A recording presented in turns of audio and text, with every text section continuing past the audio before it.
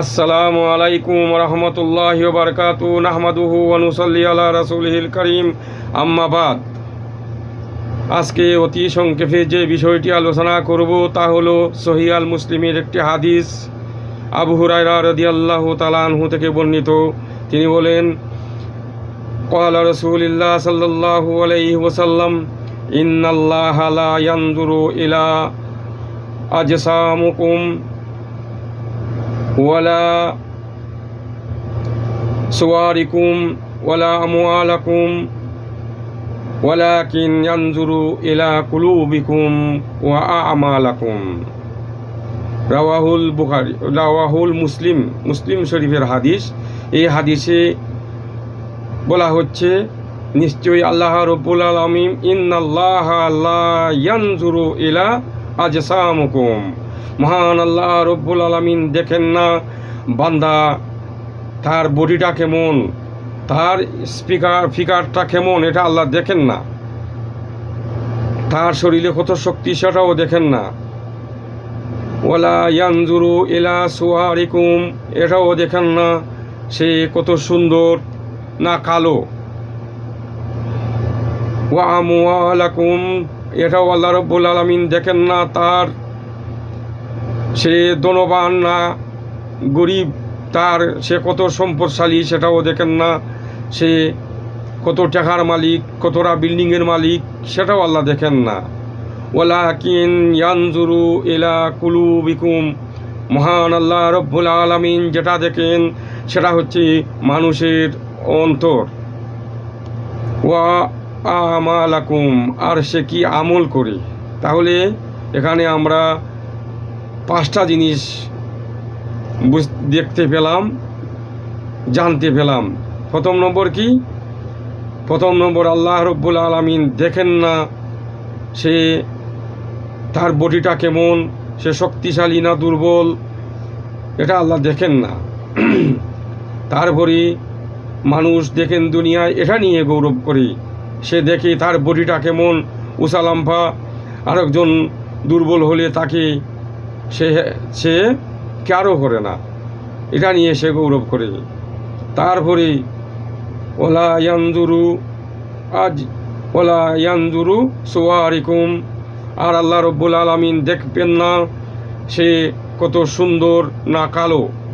মানুষ তো পৃথিবীতে সৌন্দর্য নিয়েই গৌরব করে, তার শরীরে যে সুন্দর চেহারা সেটা নিয়েই মানুষ গৌরব করে, কিন্তু আল্লাহ বলতেছেন এটা তোমার আল্লাহ দেখেনি না। ওয়া আমওয়ালাকুম, আর এটাও দেখেন না যে আল্লাহ রব্বুল আলামিন যে তার কত সম্পদ, সে গরিব না ধনী, পয়সাওয়ালা না, এটা আল্লাহ দেখেন না। তাহলে 3টা জিনিস আমরা বুঝলাম, এই 3 জিনিস আল্লাহ দেখেনি না। তাহলে আল্লাহ দেখেন কি? ওয়ালাকিন ইয়ানজুরু ইলা কুলুবিকুম, আল্লাহ রব্বুল আলামিন যেটা দেখেন সেটা বান্দার অন্তর। তাহলে অন্তর দেখেন কে? দেখেন আল্লাহ। আমরা তো অন্তর দেখতে পারি না, নিজেরটাই দেখা যায় না, অন্তর আর অন্যেরটা কি দেখবেন। কিন্তু আল্লাহ রব্বুল আলামিন ভালো করেই জানেন তার অন্তরে কি আছে, তার অন্তরটা কি। আল্লাহর জন্য আল্লাহর ভালোবাসা আছে, পরকালের চিন্তা আছে, রসুল সাল্লাল্লাহু আলাইহি সাল্লামের আনুগত্য আছে, এগুলো আল্লাহ রব্বুল আলামিন তার অন্তরে আছে কি না দেখেন। তার অন্তরে কি তাওহীদ আছে, তার অন্তরে কি আল্লাহর বই আছে, এগুলা একজন মানুষ তার নিজেরটাই দেখে না, অনুভব করতে পারে, কিন্তু আমরা অন্যেরটা অনুভব করতে পারি না। কিন্তু আল্লাহ রব্বুল আলামিন তিনি সমস্ত বান্দার অন্তর দেখেন। তারপরে কি দেখেন? ওয়া আমালাকুম, সে কি আমল করে সেটাও আল্লাহ দেখেন। আমরা অনেক সময় আমল করে মানুষ, কিন্তু সবগুলো আমরা দেখি না। যেমন নামাজ, রোজা, হজ, যাকাত, যেগুলো আমরা দেখি, কিন্তু আরও বহু আমল রয়েছে মানুষ করে, সেগুলো আমরা দেখি না। আল্লাহ রব্বুল আলামিন দেখেন। তাহলে বোঝা গেল আল্লাহ রব্বুল আলামিন অন্তর দেখেন, আর সে কি আমল করে সেটা দেখেন। কিন্তু মানুষরা বেশিরভাগ কি করি, আমরা গৌরব করি আমরা কি নিয়ে? শরীর নিয়ে, সৌন্দর্য নিয়ে, ধন সম্পত্তি নিয়ে, কিন্তু আল্লাহ রব্বুল আলামিন বলতেছেন এগুলো আল্লাহ রব্বুল আলামিন দেখেনি না। সহিহ মুসলিমের হাদিস। তাই আল্লাহ রব্বুল আলামিন এই আয়াত দিয়ে যেটা বোঝাচ্ছেন যে বান্দারা, তোমাদের কোনো কিছুই আমার কাছে মূল্য নাই। মূল্য হলো তোমাদের অন্তর যদি আমার জন্য খুলে যায়, তোমাদের আমল যদি আমার জন্য হয়ে যায়, তাহলেই তুমি সম্মানিত, তাহলেই তুমি আমার কাছে প্রিয়।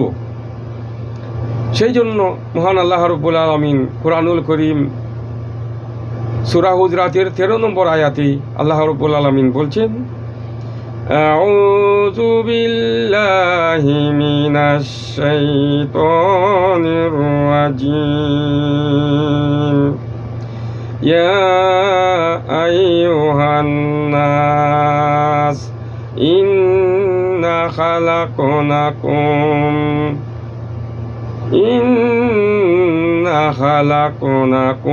মিন যাকারিন ওয়া উনসা।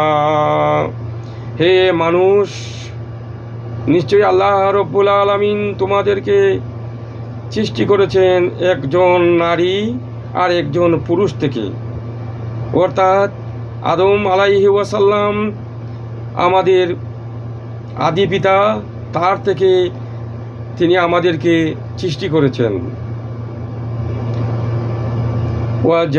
ওয়াজআলনাকুম শুউবান ওয়া ক্বাবিলা লিতাআরাফু। আর মহান আল্লাহ রাব্বুল আলামিন তোমাদেরকে দলে দলে, গোষ্ঠী গোষ্ঠী বিভক্ত করে দিয়েছেন, কেবিলায় কেবিলায়। তোমাদেরকে কি জন্য? এই জন্য যে তোমরা একে অপরকে জানতে পারো, চিনতে পারো। তার মানে দলে দলে বিভক্ত করা আবার এটা না যে দিনের ব্যাপারে দলে দলে বিভক্ত হওয়া। দলে দলে এখানে বিভক্ত এই জন্য করেছেন যে এক একটা গোষ্ঠী, এক একটা বংশ আলাদা আলাদা। কুরাইশ বংশের মধ্যে আমাদের রাসূল সাল্লাল্লাহু আলাইহি ওয়াসাল্লাম কুরাইশ বংশের ছিলেন। তার কুরাইশ বংশের অনেকগুলা ভাগ ছিল। তো প্রত্যেকেরই এরকম ভাগ থাকে, প্রত্যেক গোষ্ঠীরই বিভিন্ন ভাগ হয়ে যায়।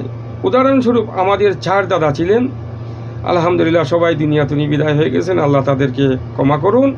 আমার দাদার নাম ছিল ফয়জুল্লাহ বক্স, আমার আরেক দাদার নাম ছিল দিদার বক্স, ওয়াজুল্লাহ বক্স, তারপরে রোম বক্স। এই জনের 4 দাদা, 4 জনের নামের সাথে বক্স ছিল, কিন্তু আমরা বর্তমানে কেউ বক্স লাগাই না। তো কেউ যদি এই বংশ নিয়ে গৌরব করে, বলে আমি চৌধুরী বংশের, আমি খান বংশের, আমি তালুকদার বংশের, তাহলে এখানে এটা কিন্তু তার জন্য উচিত হবে না। এটা আল্লাহ রাসূল সাল্লাল্লাহু আলাইহি ওয়াসাল্লাম নিষেধ করে দিয়েছেন।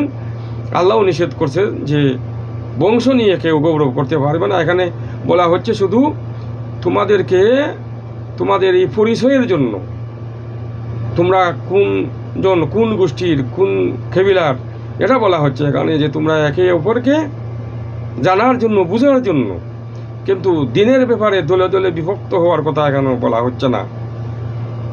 তারপরে মানুষ তো গৌরব করে আমি অমুক বংশের, আর ধন সম্পত্তি হলে তো আর কথাই নাই, শরীরে শক্তি থাকলে তো আর কথাই নাই। তো আল্লাহ রাব্বুল আলামিন এখানে বলছেন যে ইন্না আকরামাকুম ইনদাল্লাহি আতকাকুম। আর মহান আল্লাহ রাব্বুল আলামিন এটা বলছেন যে আল্লাহ রাব্বুল আলামিনের কাছে ওই ব্যক্তি সব থেকে সম্মানের প্রাপ্ত, যে ব্যক্তি আল্লাহকে বেশি ভয় করে, আল্লাহকে বেশি সে মেনে চলে। তাহলে সব থেকে সম্মানিত কে? যে আল্লাহকে ভয় করে, যে আল্লাহকে ভয় করে চলে, সেই হচ্ছে সম্মানের আল্লাহর নিকট। কিন্তু আমরা তো দুনিয়ায় ধন সম্পত্তি হলেই সম্মানের মনে করি, ক্ষমতা পেলেই আমরা সম্মানিত মনে করি।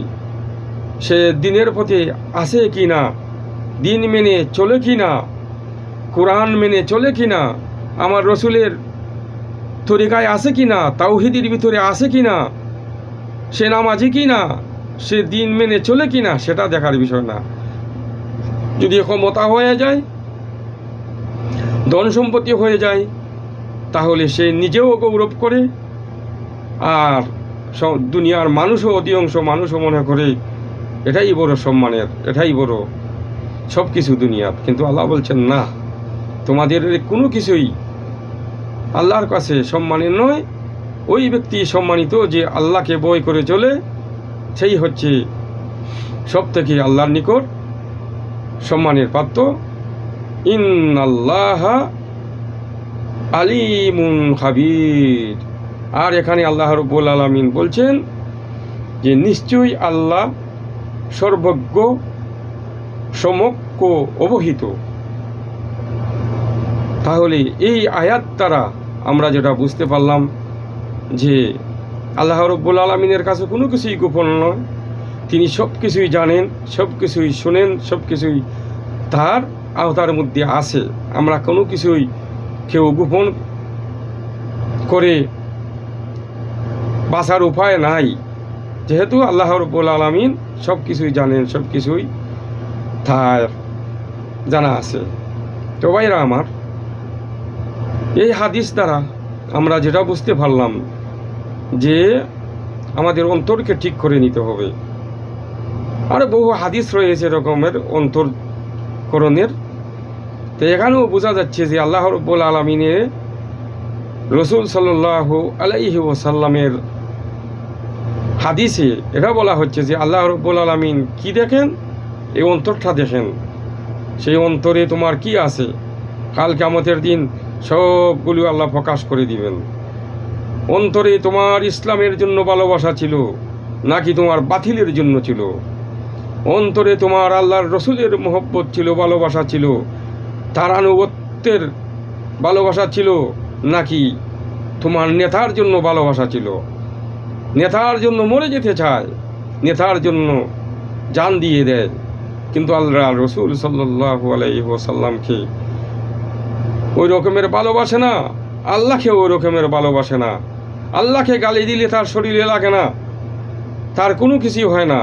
আল্লাহর রসুল সাল্লাল্লাহু আলাইহি ওয়াসাল্লামকে গালিমন্দ করলে তার কোনো কষ্ট হয় না। বুঝতে হবে এরা অন্তর নষ্ট হয়ে গেছে, যার কারণে তারা এগুলা আর বুঝতেছে না। এই হাদিসে যে 5টি বিষয়ের কথা বলা হলো, এখানে কি প্রথম 3টি আল্লাহ রাব্বুল আলামিন এগুলা দেখবেনই না, এগুলো আল্লাহর কাছে কোনো ব্যাপারই না। প্রথমটা, তার শরীরে যত শক্তি থাকুক, সে যত বড়ই মোটা থাকুক, তাজা থাকুক, তার কাছে, আল্লাহর কাছে তার মূল্য নেই। আর সে কত সুন্দর, সেটাও আল্লাহর কাছে মূল্য নেই। সে কত ধনবান, সেটাও আল্লাহর কাছে মূল্য নেই। সেটা আল্লাহ দেখবেনই না। দেখবেন যেটা, সেটা অন্তর। আর যে আমল আমরা করি সেটা আল্লাহর জন্য হয় কি না, সেটা আল্লাহ দেখবেন। তো এতটুকু আজকে আলোচনা করলাম। মহান আল্লাহ রাব্বুল আলামিন যেন আমাদেরকে সঠিক আমল করে সঠিক দিনের উপরে প্রতিষ্ঠিত রাখেন, আর আমাদের অন্তরকে যেন সঠিক করে দেন। আমরা যেন অহংকার মুক্ত হই, আমরা যেন একমাত্র আল্লাহকে ভালোবাসি, একমাত্র আল্লাহর ভালোবাসা যেন আমাদের অন্তরের মধ্যে সর্বক্ষণ থাকে। আর আল্লাহর তাকওয়া, আল্লাহর ভয় যেন আমাদের সবসময় থাকে। তাহলেই আল্লাহর কাছে সম্মানিত হওয়া যাবে, সেই আল্লাহর কাছে সম্মানী হবে। সেই আশা, সেই দাওয়া মহান আল্লাহ রাব্বুল আলামিনের কাছে করছি। ভুল ভ্রান্তি হলে হে আল্লাহ তুমি ক্ষমা করে দিও। সুবহানাকা আল্লাহুম্মা বিহামদিকা আশহাদু আল্লা ইলাহা ইল্লা আনতা আস্তাগফিরুকা ওয়া আতুবু ইলাইক। সুবহানা রাব্বিকা রাব্বিল ইজ্জাতি আম্মা ইয়াসিফুন وسلام على المرسلين الحمد لله رب العالمين اللهم اغفر لي ما قدمت وما أخرت وما أسررت وما أعلنت وما أنت أعلم به وأنت المقدم وأنت المؤخر لا إله إلا أنت اللهم يا مقلب القلوب ثبت قلبي على دينك